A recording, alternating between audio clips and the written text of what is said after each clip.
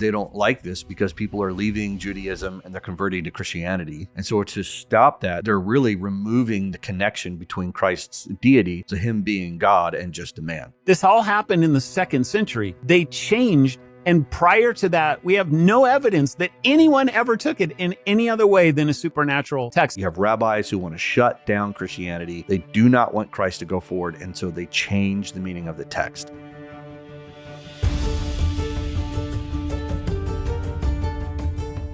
Welcome to Kingdoms Unveiled, where two Reformed Baptists are trying to pull the clutter off the Bible so that we can see the power of Christ in the gospel week in and week out. Your hosts are Doug Van Dorn. He is the pastor of the Reformed Baptist Church in Northern Colorado. And I'm Jon Moffitt. I'm the pastor of Grace Reformed Church in Spring Hill, Tennessee. Doug and I have been doing this podcast for several months now. We're almost 30-something episodes in. And today's a pretty important podcast because it's going to be more of a conversation. If you want to know what it looks like when Doug writes something and says, John, read this, and then I read it, and then we get on the phone, that's pretty much what's going to happen today. I want to ask Doug some certain questions, argue with him, and push back on some ideas, not because I disagree, but I want you to hear the other side of it. So, Doug, you wrote an article or a book. We don't know what it's going to be. We don't know what it's going to be yet. Yep. But if you want first access to this to read it, because as of right now, it's 39 pages, single space, and lots of footnotes. If you want first access to this, there's a link in the show notes. Go to the link and put in your email, and we will email you wherever this ends up going. But it's going somewhere in the future. The Sons of God, the Nephilim, and Jesus Christ. Why the supernatural interpretation of Genesis 6, 1-4 was deliberately changed in the 2nd century AD, and why it should matter to Christians. So this is a subject that you and I have been trying to talk about in our podcast, a subject you have written on and have been on. You probably couldn't even tell me how many podcasts you've been on talking about the gods. No. But Doug, there is a pushback you and I've received recently. It's been in this kind of realm for a while. We were on a podcast talking about it, that this doesn't matter. The sons of God doesn't matter. Psalm 82 is just a weird poetic passage about the kings of Israel. Deuteronomy 32 is about the judges. You guys are trying to make mountains out of molehills. You're taking weird passages and you're trying to create a theology that is dangerous. It's monotheistic in nature. So you've been spending a lot of time on this article. I know you first started on it several months ago and recently had the motivation to finish it. Talk to us a little bit about what we're going to deal with here, because I'm going to make an argument, and I'll let you do your intro as well. After getting done reading this article twice, which was no easy feat, mind you, the conclusion I come to is this: if you believe that the sons of God are not literal gods, if you believe that the giants were just some big men, if you believe that the supernatural view of Psalm 82, that these are actual gods that God is punishing because they put them over the net, if you believe all of that, if you embrace that, then you're embracing anti-orthodox. You're going against church history. You're playing with heresy at Psalm 82. If you actually hold that position, I just told you, if you reject all of that, you're actually embracing a Jewish opposition to Jesus. Jews who hated Jesus and wanted him out of the Bible. That's the actual view they held, and they passed down to us. That's your argument in the paper. Is that fair? How would you describe it? And mostly, I wouldn't say Jews in terms of all Jewish people. Not all Jewish people, yes. The rabbis, the power, the teachers, the scribes, those who had control of the text, and so on. Yeah. So walk us through so here's the argument. If you do not take a supernatural view of Genesis 6, Deuteronomy 32, and Psalm 82, and you remove the gods out of that passage, actual spirit beings, Elohims, you remove that out and you replace it with humans, you're embracing a view that is not, one, from the text, you're going to argue this, but number two, men who wanted to remove Jesus from the text are the ones who altered the original writings of the Hebrew. Is that fair? Is that a better, accurate way of saying it? Yeah, let me just give the kind of the abstract for what this Sure. paper is. Depending if I end up publishing it or not, I don't know what I'll do with it. But so this paper argues that the interpretation of Genesis 6:1-4 matters far more to the Christian witness than most could possibly imagine. In the 2nd century AD, and I've made a big deal of this in several of our posts before this, our shows before this. The universal interpretation of the text, sons of God, changed from a unanimous supernatural, mythological, angelic being explanation to a naturalistic sons of the nobility view. This then made its way unwittingly into the church a couple of centuries later, where it was changed into the now standard naturalistic Sethite view. This paper investigates the reasons why the interpretation of this, along with several related passages, changed at the exact same moment in history, and proposes that this was due directly to Jesus Christ calling himself the Son of God.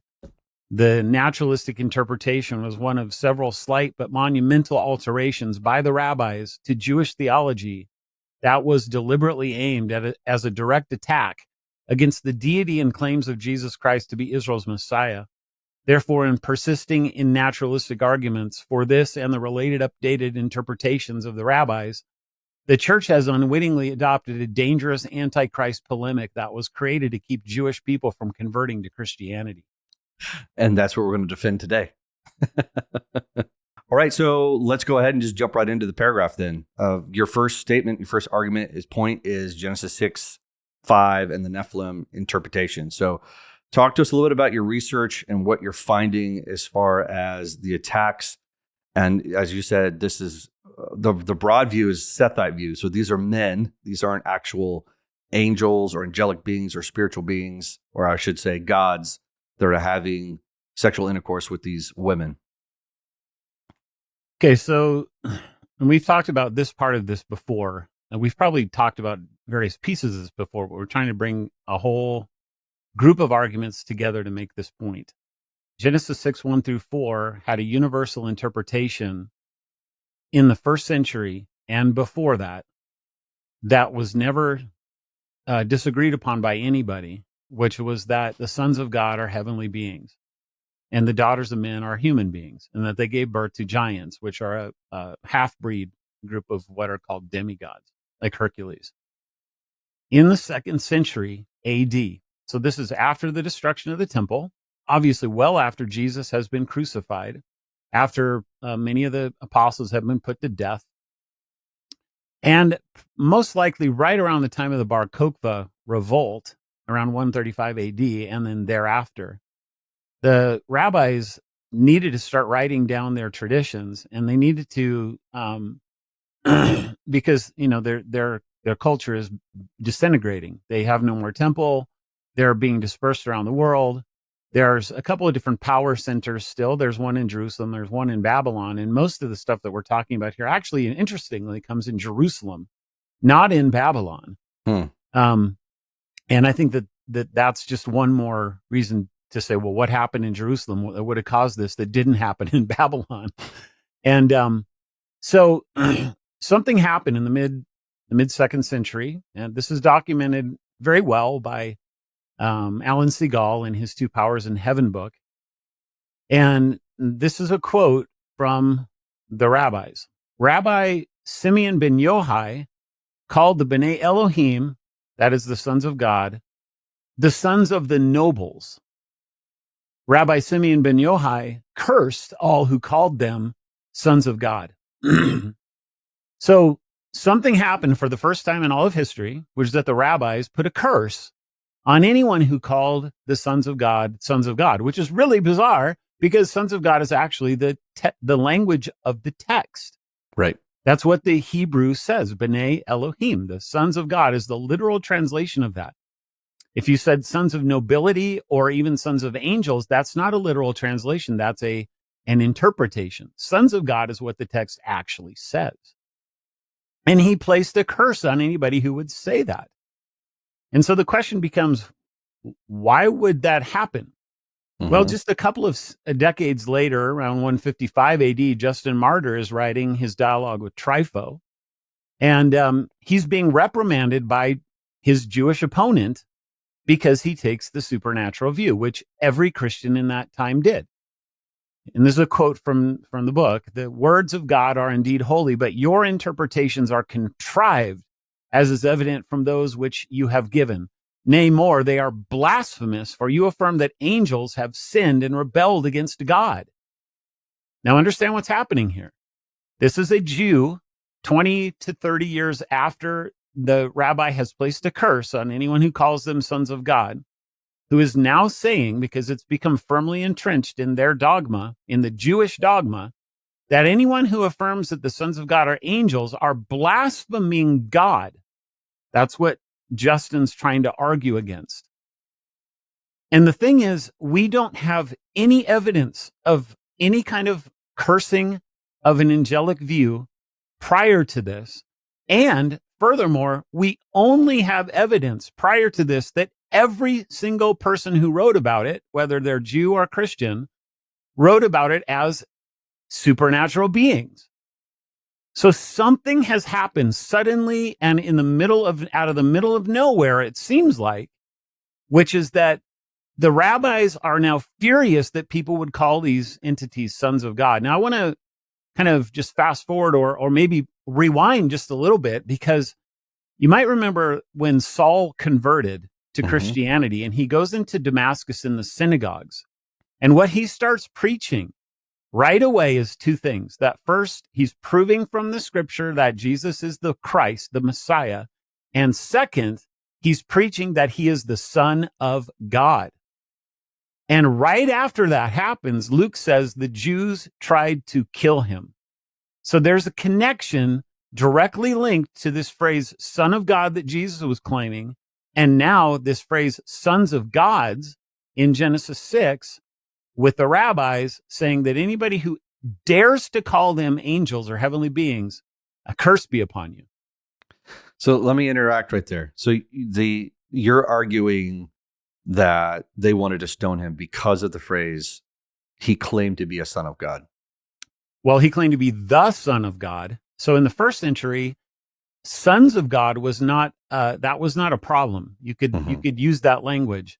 But to then claim that you are the Son of God, they knew full well that sons of God were heavenly beings, because that's what everybody believed. But now you claim to be the Son of God, and we have a big problem on our hands. Oh, so Paul was saying that Jesus was claiming to be the Son of God. The Son of God, right. Okay, right. I misunderstood. I thought they were direct link, right? That's good. Between the Son of God and the sons of gods. So this would have been not far removed from the moment this curse was made.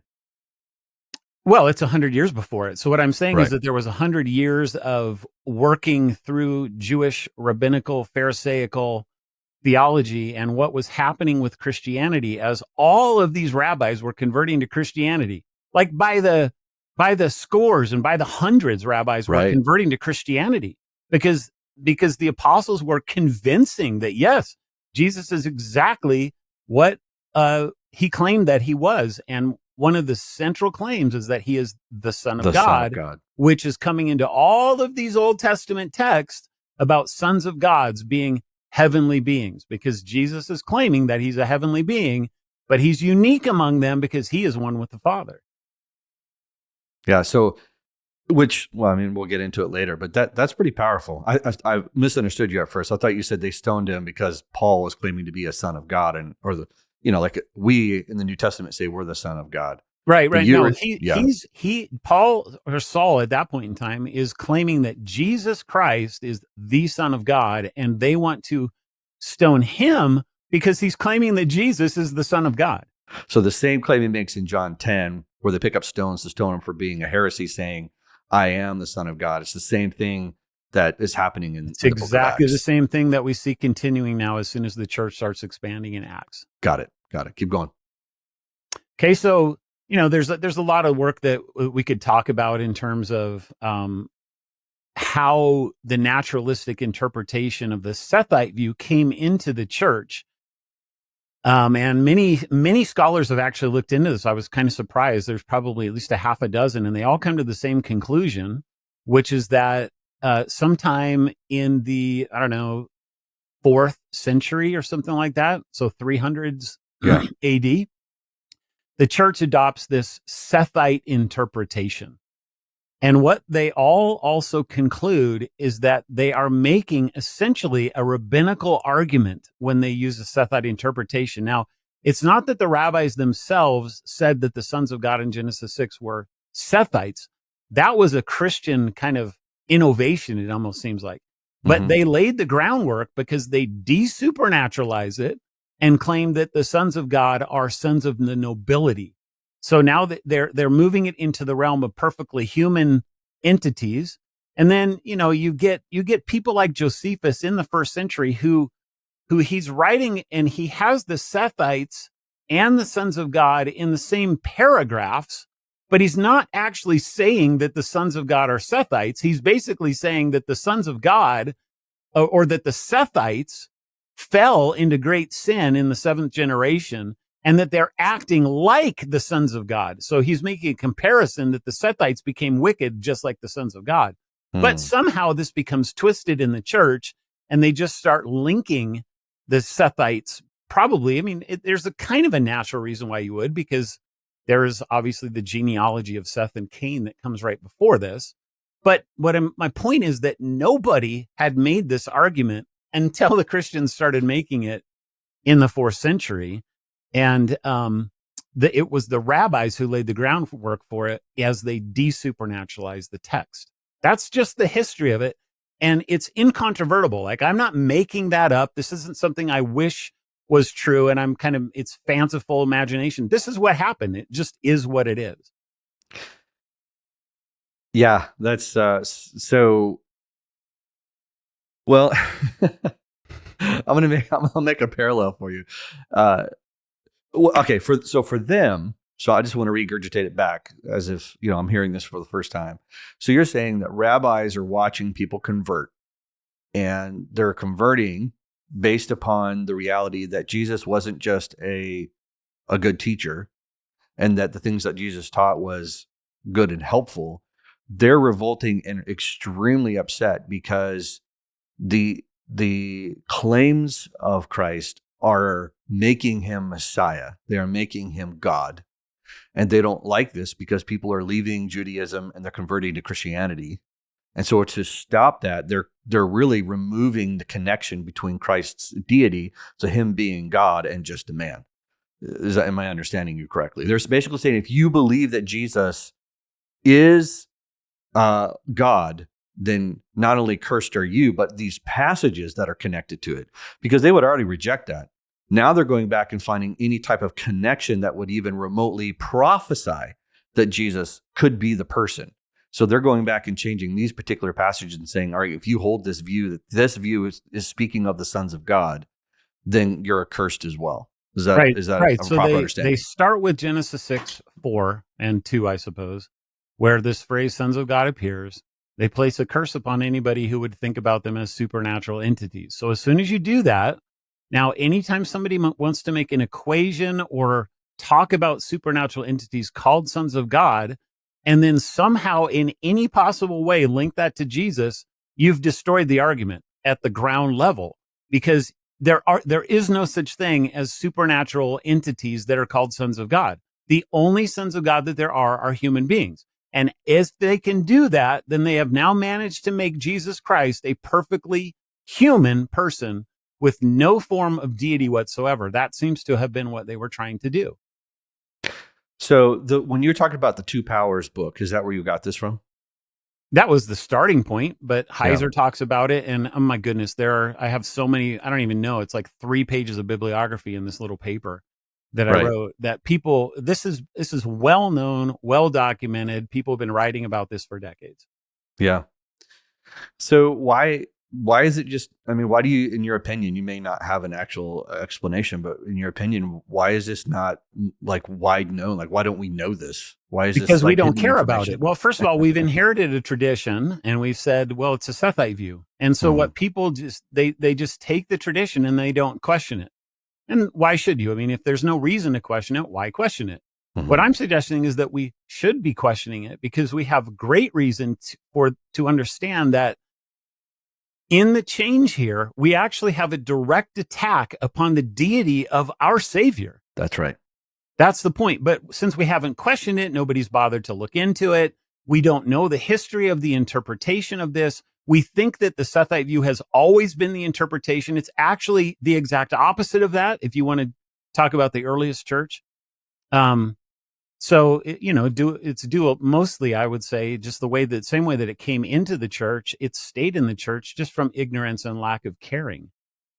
So for the person who's listening to this and this is a question they have, well, Doug, I'm not quite sure how I'm connecting Genesis 6 to the deity of Christ. Can you help me with that? Like, I hear what you're saying, but I'm not convinced that that's what the rabbis were really doing. They were really attacking Jesus from Genesis 6. Yeah. So, okay.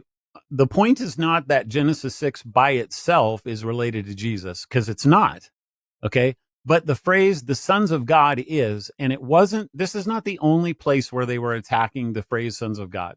So we can move forward to Deuteronomy 32:8.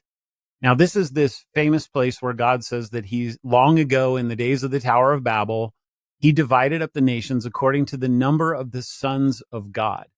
Okay.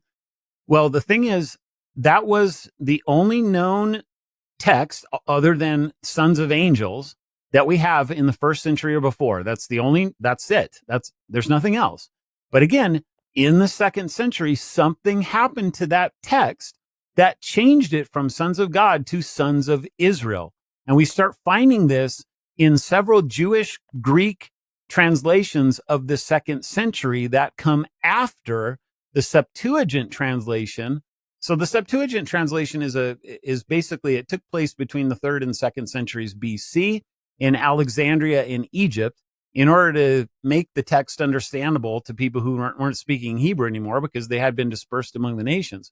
But everybody's speaking Greek, so they decided to translate into Greek the Old Testament. We have copies of those that actually predate Jesus, because we found them in the Dead Sea, and we have the Qumran scrolls themselves, and they all say sons of God or sons of angels. Can I interject real quick? Yeah, go ahead. So how accurate, is there a way for us to define how accurate the Septuagint is? Well, you have to do the science of textual criticism. And there's a whole, you could take an entire semester on how to do that. But for those who have done it, what's the accuracy that we can pull away from the Septuagint? Well, first of all, there's not just the Septuagint. There's all kinds of copies of the Septuagint. Right. Copies and copies and copies and copies. So it's not like we're dealing with one, document, pristine book that has a halo over it somewhere in a library, right? Yeah. That's not what we're talking about. We're talking about fragments and copies and books here and there that were scattered all over the place. And so, by the time you get done with this, you have literally dozens, scores, maybe hundreds of different texts that are all saying sons of God. Yeah. So just like the Hebrew text is a conglomeration of multiple copies, you're saying the same thing about the Septuagint, that the Septuagint, all these various translations, we've kind of put them together. You put them together, you compare them, you try and understand what were the different variants, what was happening. And what I'm saying is that there were no sons of Israel variants prior to the 2nd century AD. The same time that the curse was placed on Genesis 6, so also the text was changed in Deuteronomy 32:8 to read sons of Israel. Now, why does this matter? How does this relate to Jesus? This one actually directly relates to him, because Deuteronomy 32:9 says, but the Lord's portion is Israel. Jacob is his allotted inheritance.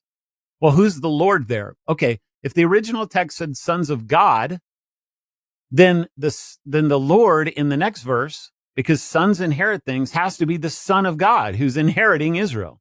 You see the connection there? Mm-hmm. The Son of God inherits Israel. He's the one who gets to have Israel as he becomes their God.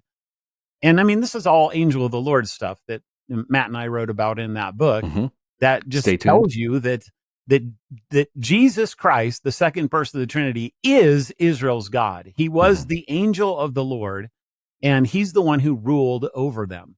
Okay? But if you change it to sons of Israel, now suddenly that connection to the Lord in the next verse is gone. It's wiped out because it has nothing to do with heavenly beings inheriting nations. All of a sudden, it's just some sort of an arbitrary sending out of the nations with nobody to rule over them. And God only did this for some bizarre reason to match the number of the sons of Israel, and Israel didn't even exist at the time that he did it. Because it happened in the Tower of Babel, and of course Israel doesn't even become a nation, a people until Jacob, and, That's right. and Abraham is centuries after the Tower of Babel. Exactly right. So following the flow of logic, so you have the Old Testament Hebrew, and then you have several hundred years of translations into Greek that are before Christ, right? And they're translating it, the either B'nai sons of Elohim, God, the Hebrew sons of God. In the Greek, they're translating it into, either one. Right. Then Christ comes, Mm-hmm. and you start seeing people convert to Christianity. And what you're saying is these rabbis, post Christ's resurrection, ascension, a hundred years later, right, they're now going and changing these Greek texts that people are still reading. They're still reading the Greek. They're changing it to remove the sons of God. Just so I'm understanding your flow. Okay, so they're actually changing the Hebrew text. They wanted to change the Septuagint, but they couldn't because there was too many copies of them because it was spread to the four corners of the Roman Empire.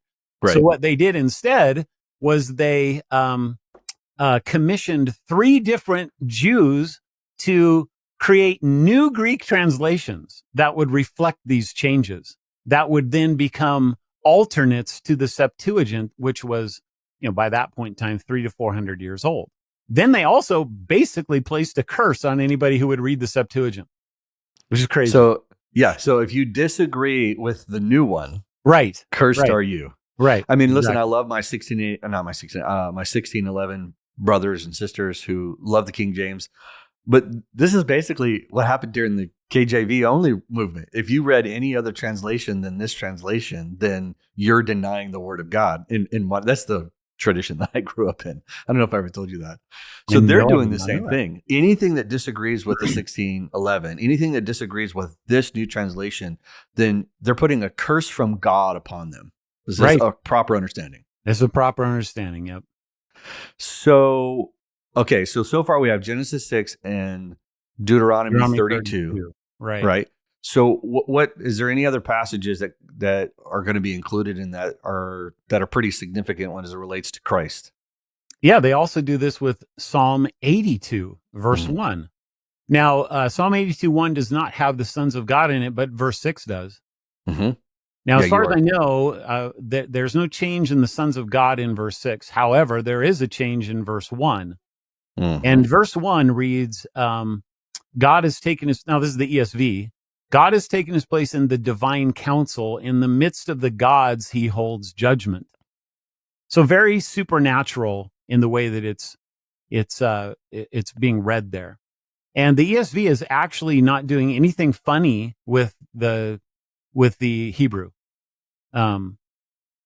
or the Greek or anything else. Like that's what it says. Is it the NASB, the New American Standard, that changes it? I think the New American Standard. Yeah. So what's going on here is that, I should clarify that the ESV is using multiple translations in its final version, whereas the NASB only uses the Masoretic text.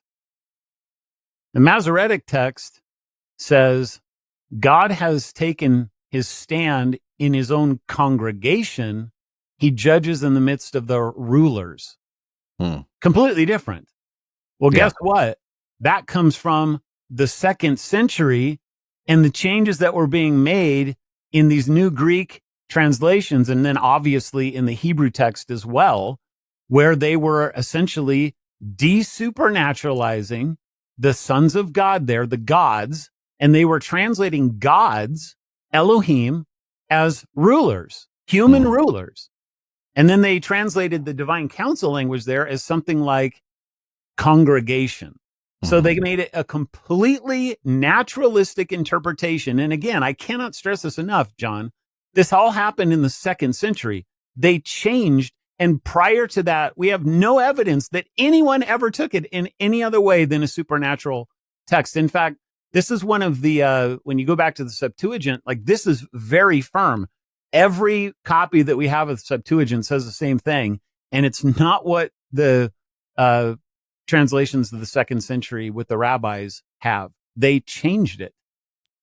So and I'm going to try not to be as punchy as this is going to sound, but to say, if you take the NASB position that they're taking an anti-Christos, they're taking an anti-Jesus position without even really knowing it, probably.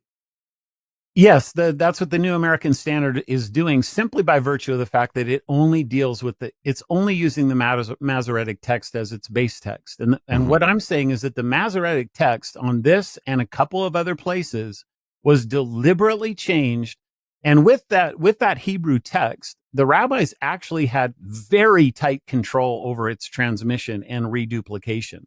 Unlike the Septuagint, where they couldn't control it at all because it was already way out there, they were able to basically burn any copy of the Masoretic text that they had and then put a new copy forward, because they were the only ones who were able to transmit it and to translate it to recopy it.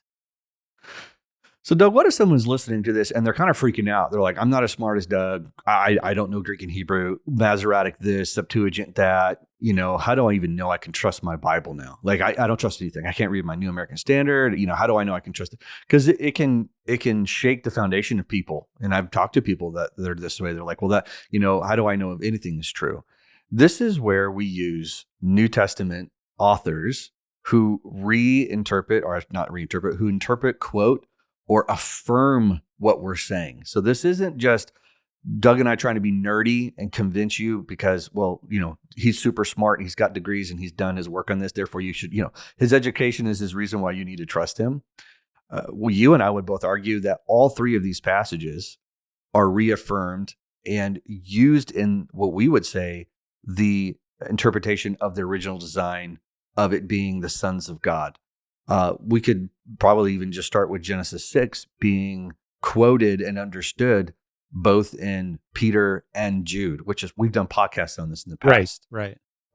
What would be another way for like Psalm 82? What's a way for us to affirm saying this is the original intentions? Because, I'm leading you there, but John 10, Jesus doesn't take the position of the Masoretic text. He doesn't take the position that the NASB has.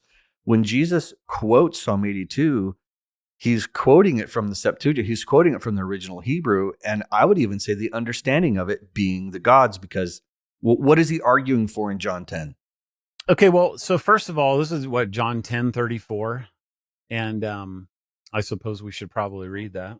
Mm-hmm.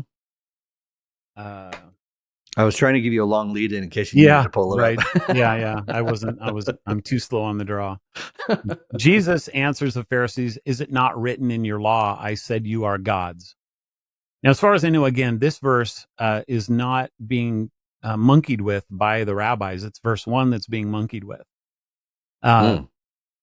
But what they've done in verse 1 effectively changes the meaning of verse 6, because they've changed the definition of Elohim in verse 1 to rulers as opposed to gods. Elohim everywhere else, except for maybe less than 5 places in the entire Old Testament, is translated as God or gods. Mm-hmm. And only in about these less than handful of places is it even possible to translate it as rulers. And in fact, scholars have demonstrated that even there, you can't translate it legitimately as rulers. The word always means gods. But what has happened in changing verse 1 to rulers, you come down to the sons of God, and now all of a sudden, it's the sons of rulers. That's right. We acting like gods. Yeah, acting like gods. And we hear this all the time in Christian circles, where people are actually using this argument to say that what Jesus is doing, whether he's getting it from Psalm 82 or he's getting it from some mysterious nowhere land in the Pentateuch, which is what a lot of people say, they don't even, he's literally is quoting Psalm 82:6. Like, that's what he's doing.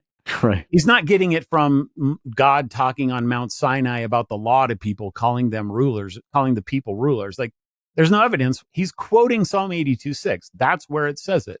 Mm-hmm. And in using this ruler's view, think about the logic of this. It doesn't help him at all. If what he's saying is, look, doesn't your own Bible say that you guys, you rulers, are gods, quote unquote gods?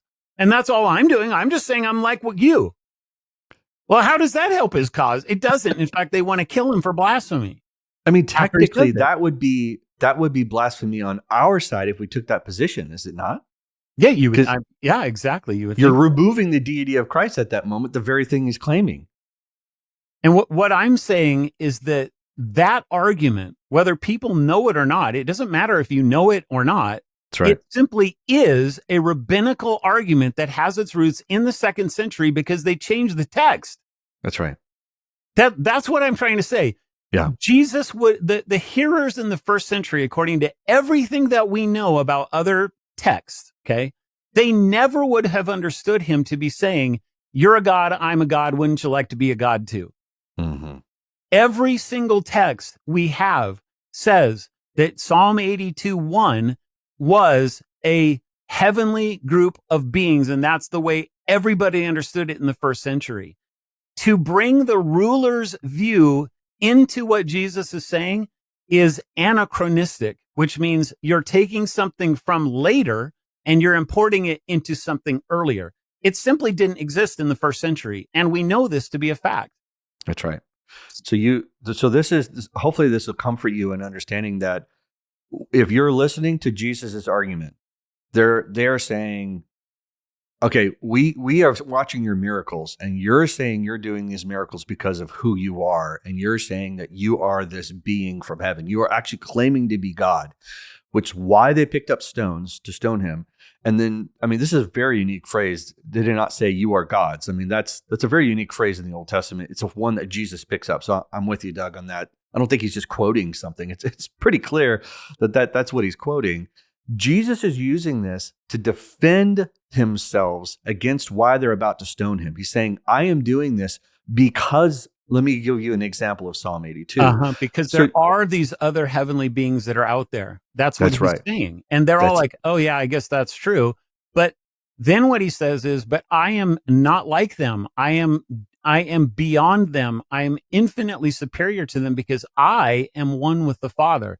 Now, if you think about, you can actually connect this right back to Deuteronomy 32 that we just talked about. That's right. Because in those two verses, you have the sons of God, the heavenly beings inheriting the nations, but the Lord, the Son of God, inherits Israel.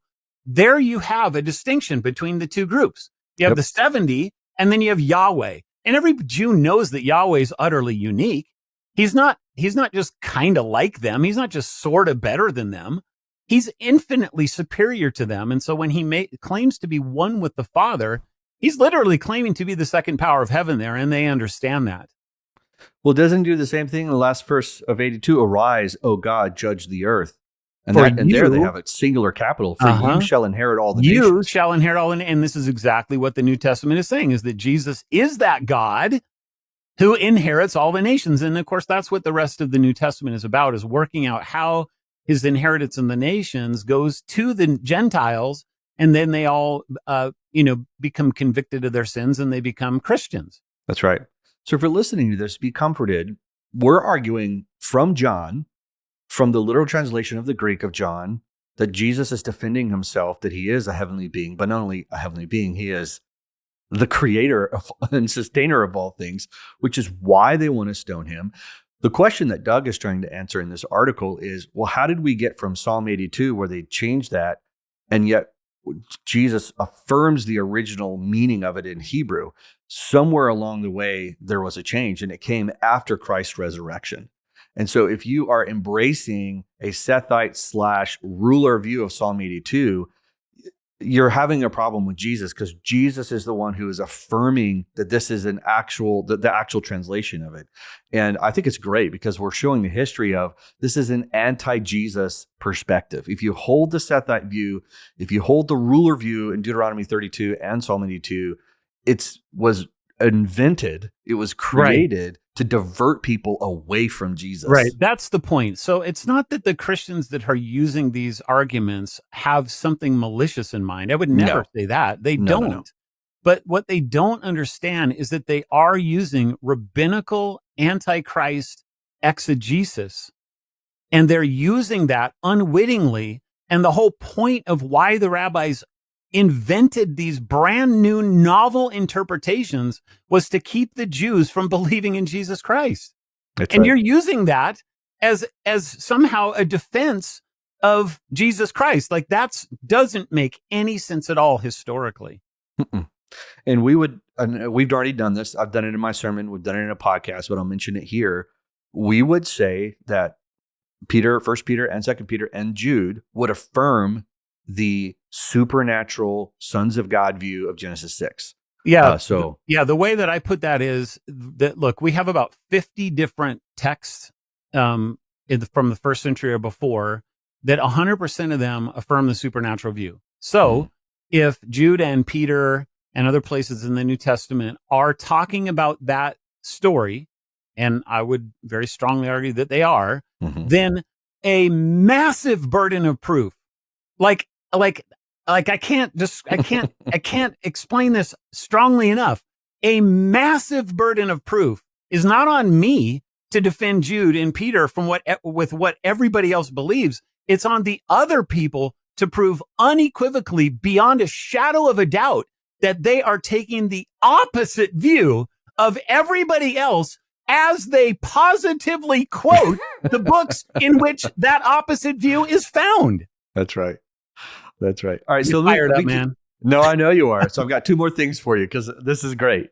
And it matters. And the reason why it matters is that Doug and I are trying to help people understand that when you start desupernaturalizing those passages, those are the very passages in our argumentation that we would argue when Paul talks about principalities and powers and what we're fighting against in Ephesians 6, that's those passages.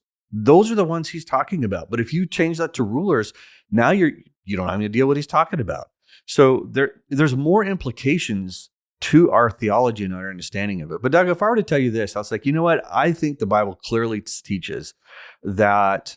Hopefully, you're going to pick up what I'm doing here. I believe the Bible clearly teaches that we are born sinless. That we are born neither good or bad. We're just born neutral, and that we choose whether we're going to be sinners.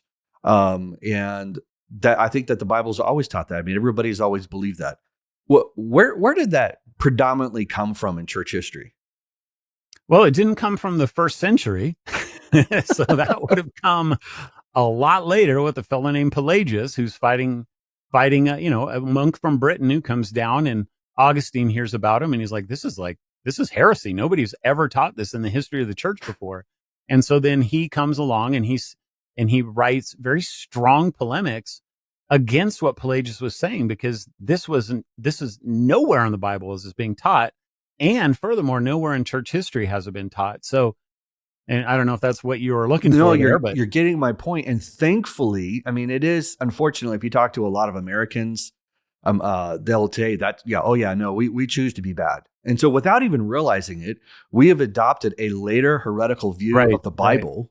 Right. And this happens in humanity. I mean, Satan is the father of all lies. So if he can get us off and wandering off and thinking unbiblical about him and about Jesus, he's going to do it. So I use that as an example, is that this happens quite a bit in history, where everybody assumes, well, this is what the Bible's always taught because the church has believed this for so long. Well, this particular view is even older. The Sethite view is even older than Pelagius. I love what you said, Doug, because I don't think people are doing this knowingly, as if they hate Jesus and they hate the supernatural view of God. I think a lot of, I would say it in this way, an anemic view of the Old Testament and an improper view of the word Elohim, and even a confusion and a morphology of the word monotheism has created it where people are terrified of holding this position because they think we're putting gods on the equal par with our God, Yahweh. And that all of a sudden we're becoming polytheistic, which it's been pounded in our heads that we can't be polytheistic. And so the point of this podcast, the point of this article is to help people understand that the proper interpretation is these are actual beings. They're not God, but they are actual beings with power. They did these things that the text said that they did.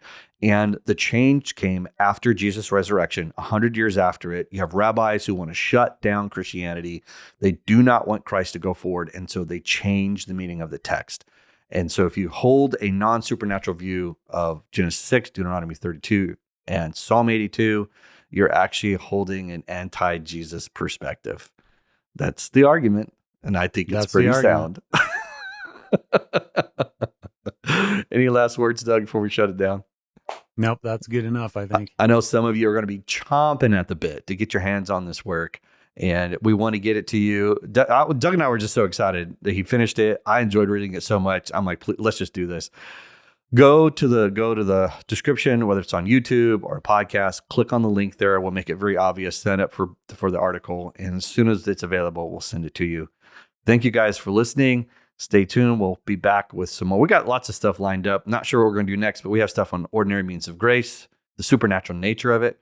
We're going to do stuff on the angel of the Lord, and a whole lot more. But those are what's in the dock for right now. All right, guys, thanks for listening. We'll see you soon.